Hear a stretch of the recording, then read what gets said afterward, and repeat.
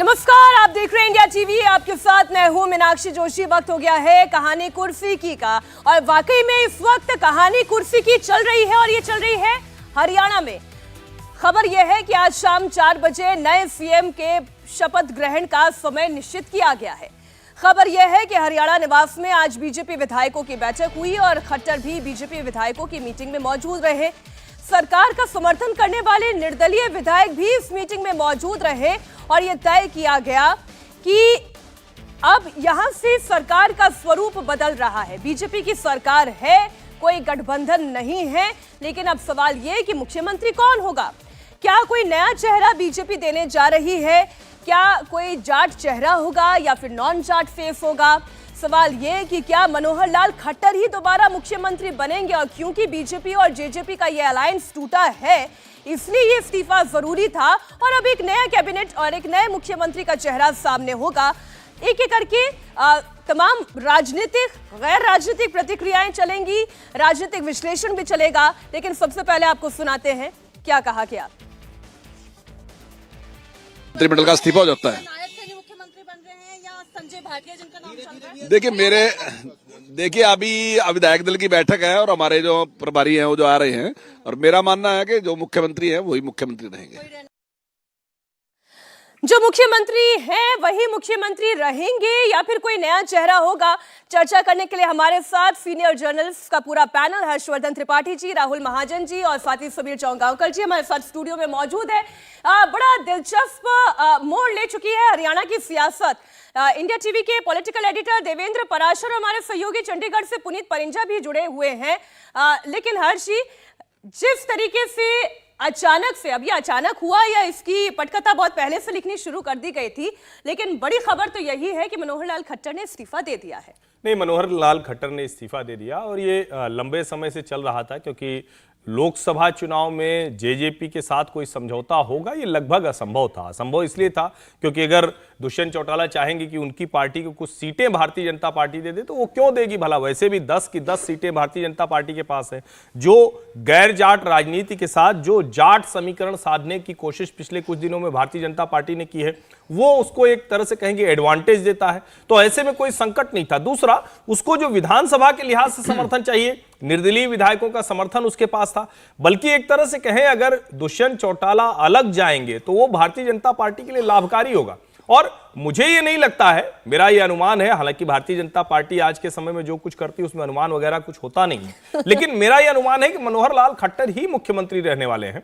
कल ही तो अभी नरेंद्र मोदी ने इतनी सुंदर कहानी सुनाई, उनके साथ स्कूटर की सीट पर पीछे बैठकर घूमते थे, क्या सड़कें हुआ करती थी। और देखिए, खट्टर जी को आप कुछ भी कह लें, मनोहर लाल खट्टर ने जिस तरह का काम किया है, जिस तरह से इस अराजक किसान आंदोलन को काबू में रखा, वो कमाल का काम किया है। उसके अलावा भी उनकी सरकार एक तरह से जो काम रहा है वो गड़बड़ नहीं रहा है। बीच बीच में चूंकि एंटी जाट पॉलिटिक्स है वहां, तो बहुत कुछ उसके हिसाब से भले आता हो, तो ये लगभग तय था। और मुझे ये भी तय लगता है कि फिर से विधायक दल की जो बैठक वहां हो रही चंडीगढ़ में, वो फिर से मनोहर लाल खट्टर को ही नेता चुनेगी। हालांकि 2 और नाम है, संजय भाटिया और नायब सिंह सैनी के, जो चल रहे हैं। संजय भाटिया या नायब सिंह सैनी या फिर से मनोहर लाल खट्टर? देखिए, मैं थोड़ा सा इस पे और आपको बोलूंगा। देखिए, आप इसको इस तरह से समझिए, 1 साल से ये सारा झगड़ा चल रहा है।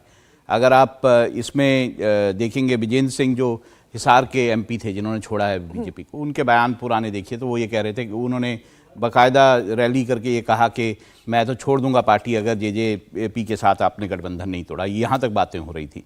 दूसरा, दुष्यंत चौटाला की भी अगर आप बातें सुने, नूह में जब वायलेंस हुआ था उस वक्त के उनके बयान सुने तो वो भी एंटी बीजेपी बयान दिखाई देते थे या एंटी हिंदू बयान दिखाई देते थे। तो इसकी सुगबुगाहट तभी से शुरू थी, ऐसा नहीं कि ये अचानक हो गया। और दूसरा, जहाँ तक बीजेपी का सवाल है, बीजेपी देखिए, दुष्यंत चौटाला जाट वोट उनकी साइड है और बीजेपी नॉन जाट वोटों पर, अभी जितना भी उनका समीकरण है नॉन जाट वोटों पर है। अगर हम बात करें कि नॉन जाट वोट जो है 30% नॉन जाट वोट जो है वहाँ पर है, उसमें अगर हम दलित वोट मिला लें तो 50% से ऊपर चला जाता है। तो उस तरह से अगर ओबीसी का वोट मिला लेंगे तो और ज़्यादा हो जाता है। तो उस तरह से अगर आप समीकरण भी देखेंगे तो बीजेपी का दुष्यंत चौटाला के साथ रहना भी कोई खास नहीं था। अब इमीडिएट क्या हुआ, इमीडिएटली दुष्यंत चौटाला ने 3 सीटें मांगी। 3 सीटें जो उन्होंने महेंद्रगढ़, भिवानी और हिसार की सीटें जो मांग रहे थे, बीजेपी वो देने के लिए तैयार नहीं थी। और ये गठबंधन जो है, इन सारे जो आप खींचतान है उसके चलते ये टूट रहा था। और यही कारण है कि जो मनोहर लाल खट्टर है उन्होंने इस्तीफा दिया और इस्तीफा देने के बाद दोबारा वो शपथ लेंगे और शपथ में नए हो सकता है कुछ मंत्रियों का चेंज हो, क्योंकि इंडिपेंडेंट जो होंगे उनको मंत्री बनाना होगा। बाकी कुछ खास इसमें दिखाई नहीं देता है। मैं समीर जी आपके पास आऊं उससे पहले देवेंद्र, क्या कोई नया नाम फ्लोट हुआ है पॉलिटिकल कॉरिडोर्स में, या फिर ये जो सुबह से हम चर्चा कर रहे हैं एक नाम जो कि खुद हरियाणा के प्रदेश अध्यक्ष है सैनी साहब, उनका नाम चल रहा है और एक नाम संजय भाटिया का चल रहा है, किन की पॉसिबिलिटी ज्यादा नजर आती है, या फिर दोबारा मनोहर लाल खट्टर को ही कमान सौंपी जाएगी? देवेंद्र।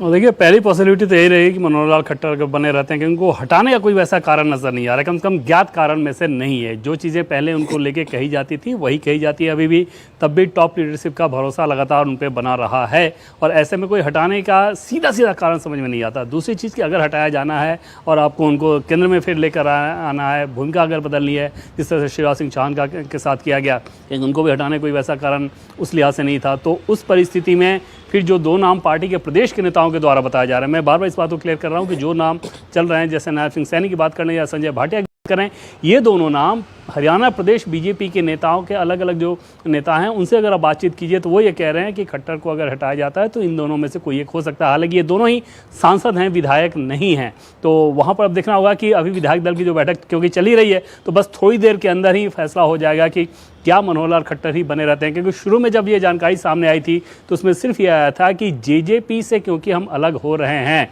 तो जेजेपी को सरकार से अलग करने के लिए एक तरह से मुख्यमंत्री के नेतृत्व में सामूहिक इस्तीफा दे रहे हैं और उसके बाद फिर से नई सरकार का गठन हो जाएगा। वहाँ पे मनोहर लाल खट्टर को लेकर कोई बात नहीं कही गई। बाद में तकरीबन 1-1.5 घंटे बाद ये बताना शुरू किया गया प्रदेश के कुछ नेताओं के द्वारा कि संभव है कि मुख्यमंत्री को बदल भी दिया जाए। और इस बीच कल रात बीजेपी मुख्यालय में संजय भाटिया का आना वो थोड़ा जरूर चर्चा का विषय बना हुआ है कि आखिर किस वजह से वो आए थे बीजेपी मुख्यालय, जबकि केंद्रीय चुनाव समिति की बैठक चल रही थी तो उस समय उनकी कोई वैसी भूमिका नहीं थी। जी समीर जी, और जो ये चर्चा चल रही है क्योंकि संजय भाटिया जो हैं वो करनाल से ही इस वक्त सांसद हैं, और जो खबर भी चल रही है कि अगर मनोहर लाल खट्टर मुख्यमंत्री नहीं बनते हैं, ऐसी सूरत में उन्हें लोकसभा चुनाव लड़ाया जाएगा और पॉसिबिलिटी ये है कि वो करनाल से ही चुनाव लड़ेंगे, तो क्या ये स्विच ओवर हो सकता है? बिल्कुल हो सकता है। करनाल से विधायक है मनोहर लाल खट्टर, वहां से लोकसभा चुनाव लड़ सकते हैं, लेकिन मुझे अभी भी इस बात की संभावना बहुत कम लग रही है कि मनोहर लाल खट्टर को मुख्यमंत्री रिप्लेस कर दिया जाएगा और कोई नया चेहरा लेकर आया जाएगा। देखिए 2014 में जब मनोहर लाल खट्टर पहली बार मुख्यमंत्री बने थे, सीधे विधायक बने और सीधे मुख्यमंत्री बने, 10 साल का उनका कार्यकाल हरियाणा के अंदर आया, एक चुनाव उनके नेतृत्व में लड़ा गया है और फिर उस समय भी ये चर्चा चल रही थी कि शायद मुख्यमंत्री बदला जाएगा, मनोहर लाल खट्टर के कारण पूर्ण बहुमत की सरकार नहीं आ पाई है और नया मुख्यमंत्री भारतीय जनता पार्टी देगी। उस समय भी प्रधानमंत्री नरेंद्र मोदी ने मनोहर लाल खट्टर पर पूरा भरोसा जताया था और फिर से वो मुख्यमंत्री बने थे, जेजेपी गठबंधन में शामिल हो गई थी। तो मुझे लगा कि 10 साल का जो कार्यकाल रहा है मनोहर लाल खट्टर का वो बहुत अच्छा रहा है। भ्रष्टाचार मुक्त प्रशासन उन्होंने दिया, जो हरियाणा भ्रष्टाचार के लिए जाना जाता था। इससे पहले कल तो नरेंद्र मोदी ने मंच से बहुत ही खुले दिल से उनकी तारीफ की और जो दरी बिछाकर हम लोग तो उन दिनों के साथ मोटरसाइकिल में बैठकर मैं उनके साथ घूमता था पीछे हरियाणा के अंदर, और मुझे लग रहा है कि जिस तरीके से उन्होंने 10 साल शासन दिया है, जो कहा गया कि जाट बाहुल हरियाणा के अंदर गैर जाट को मुख्यमंत्री बनाना भारतीय जनता पार्टी के लिए नुकसानदायक होगा, वहां पर भारतीय जनता पार्टी 2019 के चुनाव में 10 में से 10 लोकसभा सीटें जीतती है। तो मुझे लगता है कि भले विधानसभा चुनाव में जाट, हुडा और बाकी दलों के बढ़ते हो, लोकसभा में एक तरफा भारतीय जनता पार्टी को जाटों ने वोट किया था और यही कारण रहा था कि दीपेंद्र हुड्डा जैसे जाट नेता जाट बहुल सीट से लोकसभा चुनाव हार गए थे। तो मुझे लग रहा है कि जाटों का वोट भारतीय जनता पार्टी के साथ जुड़ा हुआ है और मुझे इसकी संभावना कम लग रही है कि मुख्यमंत्री को रिप्लेस किया जाएगा, मुख्यमंत्री बने रहेंगे। जहां तक जेजेपी की बात है, जेजेपी से राजस्थान चुनाव के समय भी भारतीय जनता पार्टी के मतभेद उभरे थे। जब जेजेपी ने राजस्थान विधानसभा चुनाव में अपने 29 उम्मीदवार उतार दिए थे, तब नड्डा ने उनसे कहा था कि अपने उम्मीदवार वापस लीजिए, भारतीय जनता पार्टी के खिलाफ मत खड़ा कीजिए। उन्होंने सुना नहीं था। हालांकि उनके 29 उम्मीदवारों को सिर्फ 60,000 वोट राजस्थान में मिले थे, लेकिन यह तय था उसी समय कि भारतीय जनता पार्टी और जेजेपी अलग रास्ता अख्तियार कर रही है और यह तय था कि आने वाले चुनाव में भी जेजेपी लोकसभा में भारतीय जनता पार्टी से सीट की मांग करेगी। हालांकि वो हिसार की सीट मांग रहे थे, वहां से दुष्यंत चौटाला खुद सांसद रह चुके हैं। लेकिन सर अब तो खबर ये भी है राहुल जी कि जेजेपी के अंदर भी टूट पड़ सकती है। बिल्कुल है, और 5 विधायक उनके, इन्होंने जेजेपी के जो दुष्यंत चौटाला हैं नेता, उन्होंने एक बैठक बुलाई थी जिसमें 5 विधायक जो हैं वो चंडीगढ़ में ही रह गए।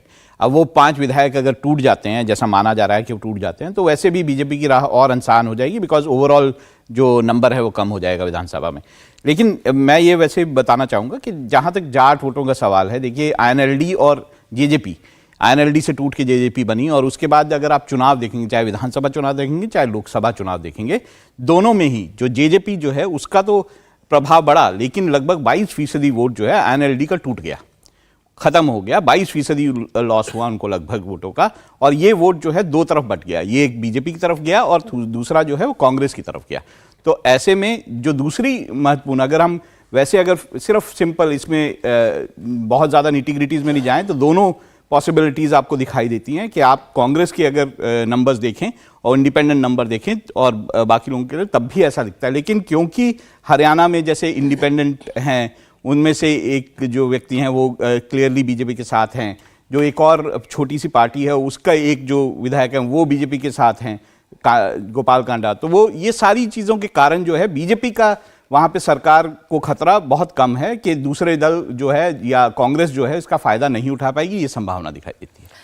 कांग्रेस तो कितना फायदा उठा पाएगी ऐसी सिचुएशन पर हम क्या चर्चा करें, क्योंकि वहां पे जो पॉलिटिकल इक्वेशन कांग्रेस पार्टी के भी है वो भी तो कोई बहुत सामान्य है नहीं। इन फाइट कांग्रेस पार्टी के अंदर दिखाई देती है। पुनीत हमारे साथ, हमारे सहयोगी जुड़ गए हैं। पुनीत, ये बताएं इस वक्त क्या हलचल चल रही है? जितने निर्दलीय विधायक हैं वो तो पहले ही एक सुर में कह चुके हैं कि हम तो बीजेपी के साथ हैं, सरकार पर तो कोई खतरा है ही नहीं, अलायंस टूट गया है ये भी अब दिख रहा है, लेकिन नया सीएम कौन होगा? देखिए मीनाक्षी, निर्दलीय विधायक तमाम जो हैं वो चंडीगढ़ में इस समय मौजूद हैं। इस वक्त मेरे साथ एक निर्दलीय विधायक हैं जो नीलोखेड़ी से हैं, धर्मपाल गोंडर, वो भी मेरे साथ इस समय मौजूद हैं। और बाकायदा उनका ये मेरी बात हुई उनसे, क्या कहना था कि मुख्यमंत्री ने बाकायदा उनको फ़ोन करके यहाँ बुलाया है। धर्मपाल जी, अब सरकार जो है वो एक बार से नया चेहरा होगा, नई सरकार बनेगी, जेजेपी से अलायंस टूट चुका है, कितना फायदा बीजेपी को इसमें देखने को मिला? क्योंकि हमेशा गैर जाट राजनीति जो है बीजेपी यहाँ पर करे, क्योंकि उन्होंने मुख्यमंत्री भी गैर जाट ही दिया था। मैं आपका धन्यवाद करता हूँ, आपका चैनल का भी धन्यवाद करता हूँ। हमारी सोच काम है, पार्टी ने क्या करना है उनकी पार्टी वो डिसीजन ले रही। हमारी पार्टी जनता है, नीलोखेड़ी की जनता भगवान रूपी, उनका ही आशीर्वाद है। क्यों, जब पार्टी टिकट देती है तब तो पार्टी के हो जाता है एमएलए, ठीक है ना। अब हम जनता के एमएलए हैं, हमें काम चाहिए। मंत्रिमंडल में कौन मंत्री बनेगा, कौन सीएम बनेगा, वो उनका नेतृत्व देखे। आप होंगे, क्योंकि निर्दलीय विधायक साथ के साथ आप बता रहे हैं कि यहीं पर मौजूद है इस वक्त। साथ के साथ हम इकट्ठे ही हैं। मैं तो आप भाइयों ने प्यार से घेर लिया, यहाँ सारे एक जगह बैठे, मैं भी वहीं जान लग रहा था, तो हम इकट्ठे हैं वैसे। अच्छा, सीएम कौन चाहते हैं? निर्दलीय ना सही, लेकिन इनके भी 4.5 साल हो गए। अच्छा, सीएम किसको चाहते हैं, किसको सीएम चाहते हैं आपके, किसको सीएम होना चाहिए? ये तो देखो पार्टी डिसीजन करेगी जी। हम हमारे कहने से मैं तो कहूँ भाई जिसको मैं कहूँ वो थोड़ा बन जाएगा, पार्टी डिसीजन करेगी, इंडिपेंडेंट के कहने से कुछ नहीं होना। हम जनता ने माननीय मनोहर लाल जी के पास भेजे थे, हम ट्रस्ट से मसनी हुए ना होते, 5 साल के लिए हम यहाँ भेज रखे हैं, और जेकर हमारा काम अच्छा लग दो आगे भी हमें रखेंगे तो हम तैयार हैं। लेकिन निर्दलीय विधायक शुरू से कहते रहे कि जेजेपी से साथ गठबंधन तो तोड़ देना चाहिए, सरकार को खतरा नहीं होगा, हम हमेशा समर्थन देने के लिए तैयार हैं पार्टी को। पता नहीं, मैंने तो सुना जी ना, मैंने कहा मेरे तो ठीक है पुनीत, मैं गोंडर साहब की बात समझ गई हूँ। बड़े क्लियरली ये कह रहे हैं, बड़े मासूमियत के साथ कह रहे हैं, अब पार्टी जिसे बनाएगी बना देगी, इसमें हमारे कहने ना कहने से क्या फर्क पड़ता है? नहीं, दरअसल देखिए ये दिखाता है कि भारतीय जनता पार्टी ने कितने अच्छे से निर्दलीय विधायकों को साध रखा है। ये भी दिखाता है कि मन में लड्डू फूटा। नहीं, वो तो खैर जाहिर है, राजनीति है तो उसी के लिए होती है। और देखिए वो कैसे कह रहे हैं कि बड़े प्रेम से इन्होंने हमको घेर लिया है, हम सातों यहीं एक साथ हैं, ये तय पार्टी करेगी। तो भारतीय जनता पार्टी की सरकार को वहां किसी तरह की कोई मुश्किल नहीं है। और देखिए कांग्रेस के पास जो नंबर है ना, 30 का नंबर है, उसको 45-46 तक पहुंचने के लिए बहुत मेहनत करनी है, वो संभव नहीं है वहां। और ऐसे में जब निर्दलीय विधायक 41 के साथ 7 वो जुड़ जाते हैं सीधे सीधे, तो फिर तो कोई मुश्किल या संकट है नहीं। और ये भी बता रहा है कि भारतीय जनता पार्टी ने लगभग कोई बहुत बड़ा बदलाव करना तय किया हो, ये फिलहाल नहीं दिख रहा है। अब बीजेपी के अंदर खाने कोई और नई रणनीति हो, कोई और इच्छा हो नरेंद्र मोदी की योजना में, तो बात अलग है, लेकिन मुझे कोई बदलाव होता हुआ नहीं दिखता। लोकसभा चुनाव से पहले वो बदलाव करना भी क्यों चाहेंगे हर्षवर्धन जी? नहीं, मैं तो उसकी बड़ी वजह एक बता रहा हूं। जिस तरह से मनोहर लाल खट्टर ने, आप गैर जाट राजनीति कह लीजिए, आप दूसरी चीजें कह लीजिए, भाजपा के भीतर की मुश्किलें कह लीजिए, आप 41 सीटें अपने बूते पर लेकर आते हैं, ये छोटी बात नहीं है।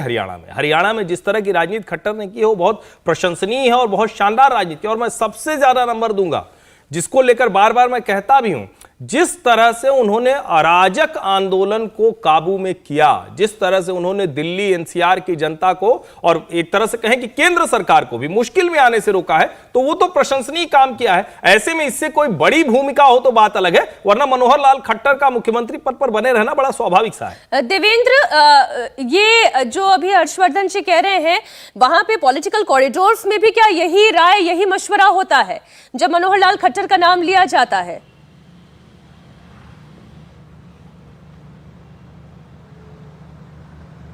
देवेंद्र तक शायद मेरी आवाज नहीं पहुंच रही है। राहुल जी, देखिए, मैं जहाँ तक समझता हूँ इसको, वो ये है कि चाहे जो खट्टर साहब हैं उन्होंने किसान आंदोलन को बड़े अच्छे से संभाला, लेकिन किसान आंदोलन का असर हरियाणा में दिखाई दे रहा है और ऐसे में ये जो असर है ये बीजेपी के लिए मुश्किलें पैदा कर सकता है हरियाणा में। पहले से हमारी जो असेसमेंट रहती है हरियाणा को लेकर, पहले से बीजेपी की भी अपनी असेसमेंट ये है कि हरियाणा थोड़ा मुश्किल हो सकता है लोकसभा में। जो ये फैक्टर आता है, सर आप कह रहे मुश्किल हो सकता है, इंडिया टीवी सीएनएक्स पोल तो 10 में से 10 दे रही है बीजेपी को।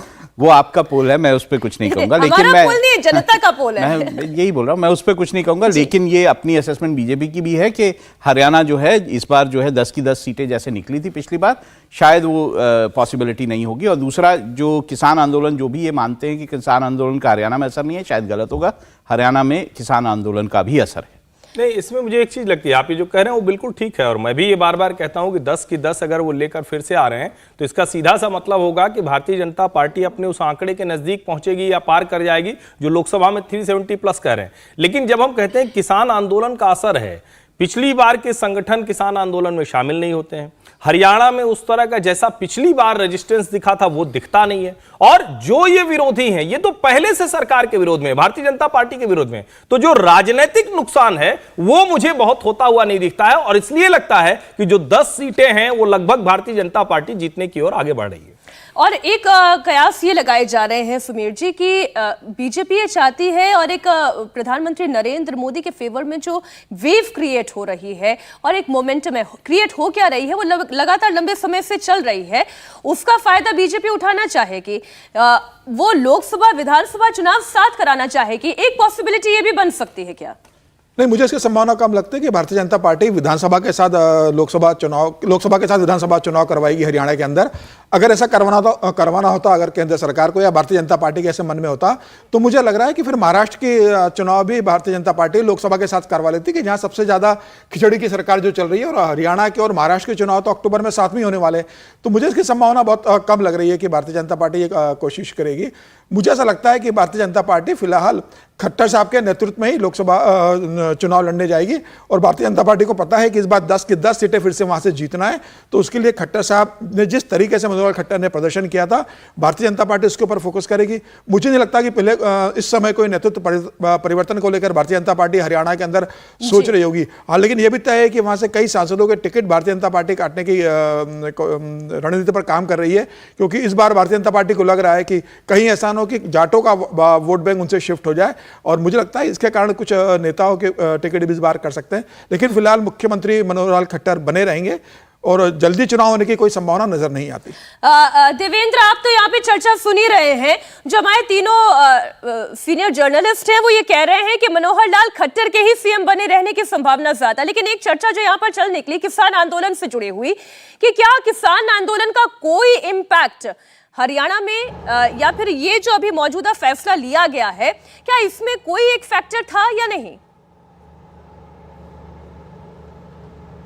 नहीं, बिल्कुल नहीं, दूर दूर तक इसका कोई लेना देना नहीं। पिछली बार ये ज़रूर हुआ था कि पिछली बार जिस तरीके से हरियाणा सरकार का रोल रहा था, वो किसान सारे दिल्ली आ गए थे, तो उसमें दिल्ली में इस बात को लेकर नाराज़गी थी, और हरियाणा के मुख्यमंत्री को ये कम्युनिकेट भी किया गया था, दिल्ली उनको तलब किया गया था, उन्हें बाकायदा कम्युनिकेट किया गया था, और पार्टी के एक बड़े नेता ने कहा कि आपसे यहाँ चूक हुई, आपको ये काम करना चाहिए था। और ये होता है हर एक राज्य में, जब भी मुख्यमंत्री को लेकर किसी काम को लेकर अगर दिल्ली में बीजेपी के बड़े नेता संतुष्ट नहीं होते तो वो कम्युनिकेट करते हैं। ये कोई ऐसा चीज़ नहीं होता, और ये एक्सेप्शनल चीज़ नहीं होता, ये कोई ऐसी चीज़ नहीं होती जो हैरानी में हो कि आपको कि ये कैसे हो गया, मुख्यमंत्री से इतनी बड़ी चूक कैसे होगी। समय समय पर बीजेपी का टॉप लीडरशिप हर एक राज्य में मैंने देखा है कि बीजेपी शासित राज्यों में उन्हें बाकायदा बताया जाता है कि आपको क्या करना है, क्या नहीं करना है, यहाँ आपसे गलती हो रही है। हरियाणा के मुख्यमंत्री के साथ भी ऐसा हुआ था।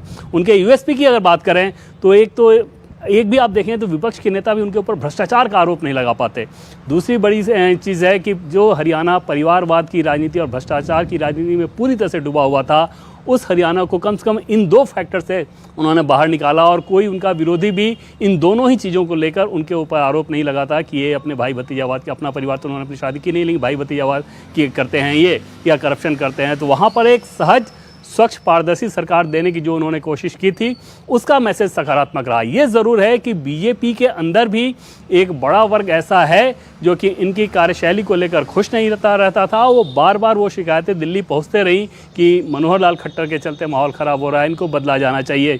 लेकिन टॉप लीडरशिप को बखूबी मालूम था, और कल अगर प्रधानमंत्री नरेंद्र मोदी ने जिस तरह से कहा, तो उसके बाद आप समझ सकते हैं कि इस तरह की बात अगर जब वो कोर ग्रुप में भी बोलते होंगे तो पार्टी के बाकी नेताओं को किस प्रकार से संदेश मिल जाता होगा कि अगर टॉप लीडर्स का ऐसा आशीर्वाद है तो फिर मनोहर लाल खट्टर का राजनीतिक तौर पे कोई ऐसा नुकसान नहीं हो सकता। तो इस लिहाज से मैं कह रहा हूं कि अगर हटाना होगा और उसके पीछे वजह पूछी जाए कि किस वजह से हटा दिया गया, तो वो बताने की स्थिति नहीं रहेगी कि आखिर किस वजह से आप उनको हटा रहे हैं। पार्टी के भीतर कम से कम हमें इस बात की ऐसी कोई जानकारी नहीं है जो कि रीजन बताया जाए कि इस वजह से मनोहर लाल खट्टर को हटा देना है। बल्कि देवेंद्र, जो प्रधानमंत्री नरेंद्र मोदी ने कल जो स्टेटमेंट दिए हैं मनोहर लाल खट्टर की, जिस तरह से तारीफ की है, बल्कि उससे तो एक इंडिकेशन के तौर पर हम ले सकते हैं कि शायद वो खुद ही मुख्यमंत्री रहेंगे, यहाँ पे कोई बदलाव नहीं होने वाला। एक छोटे से ब्रेक के लिए हमें रुकना होगा, चर्चा लगातार जारी है।